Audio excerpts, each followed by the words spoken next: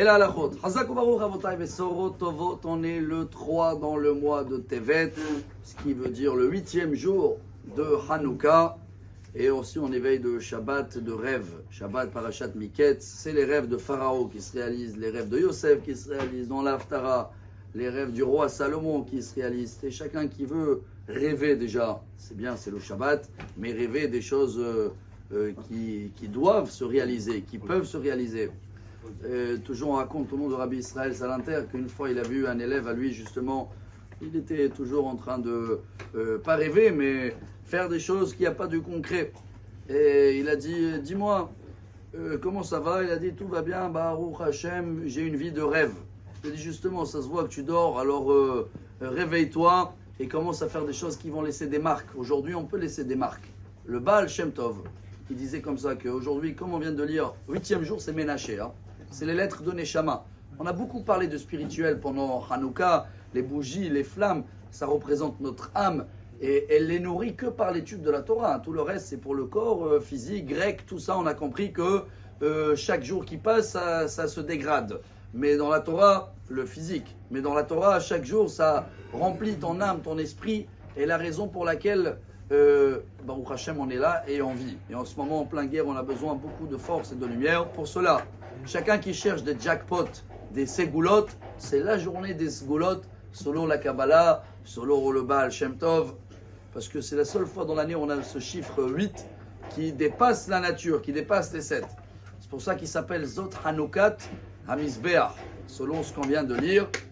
Et il y en a au nom de Rabbi Israël de Rougine. On l'a appelé le rouginaire. Il a dit cette journée elle est tellement grande et importante que si vous vous rappelez, à Rosh Hashanah, notre jugement a été écrit. À Kippour, il a été signé. À Hoshana Rabbah, la veille de Simchat Torah, il a été Pitkatava, il dit, c'est le Zohar, il dit, on a donné les papiers. Ils n'ont pas été ouverts encore, jusqu'à aujourd'hui. Donc, il peut y avoir des changements. Tout peut brûler, les mauvais décrets. Hein. Et on peut demander, rajouter des bonus. Et il termine avec un exemple, une petite métaphore. Il y avait un village très pauvre, le roi, il a annoncé qu'il arrivait. Bien sûr qu'ils l'ont accueilli avec leurs moyens, ils ont fait ce qu'ils peuvent. Et c'est quand le moment où ils vont glisser les demandes personnelles? C'est à la fin du repas, juste avant que le roi il va partir. C'est là où on le demande. Alors c'est pareil, comme chez Mini Atzeret, vous vous rappelez c'était quoi Soukot avant? Je lui dis attendez, maintenant on a fini la fête et on est rentré directement en guerre le lendemain. Alors maintenant, après 70 jours de guerre, chers amis, hein, après qu'on a passé tout ce qu'on est en plein dedans encore, c'est le moment aujourd'hui que chacun de nous prend le temps, demande à Dieu, qui rajoute aujourd'hui, il faut rajouter un peu dans la Torah, dans les mitzvot, dans les repas, en général oui, mais aujourd'hui c'est vendredi, alors il faut le faire intelligemment pour garder un peu la place pour Shabbat.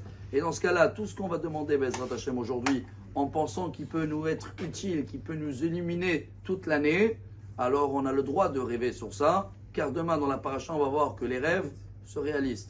Shabbat Shalom, et si Dieu veut, des grands miracles, Amen. Et qu'on va voir que des surprises, et qu'on va voir que tout ce qu'on a vécu, c'était pas un rêve, c'est une réalité, mais on n'arrive pas à la comprendre. Mais bientôt, quand tout va se dévoiler, on va voir la grande lumière de Mashiach, on va tout comprendre que ça va être Bezrat Hashem. Et c'est Meniflaot. Shabbat Shalom.